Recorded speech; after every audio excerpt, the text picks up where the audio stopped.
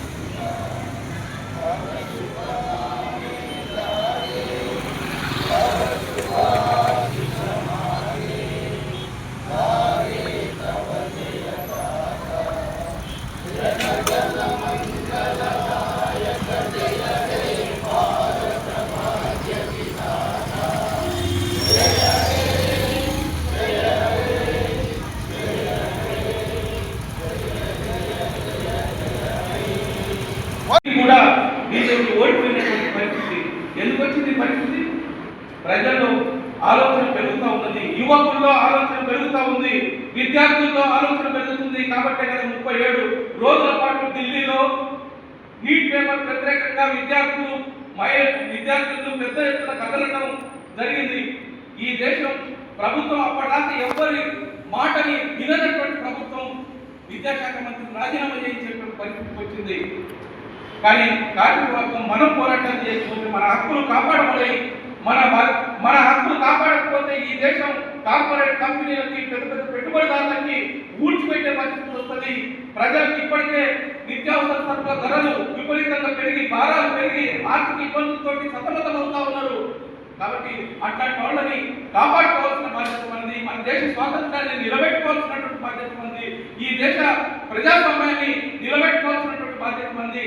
అందుకోసం ఈ స్వాతంత్ర దినోత్సవ సందర్భంగానైనా మీరు ఆలోచిస్తారని, మీ ఆలోచనని అభ్యుదయ పదంలో ఉంటుందని ఆశిస్తూ నాకు ఈ అవకాశం ఇచ్చినందుకు మీ అందరికీ ధన్యవాదాలు.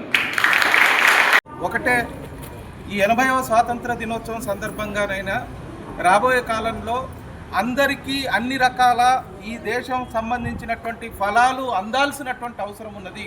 ఇంకా ఈ దేశంలో పేదలు పేదలుగానే ఉంటున్నారు, ధనవంతులు మరింత ధనవంతులుగా మారుతున్నారు.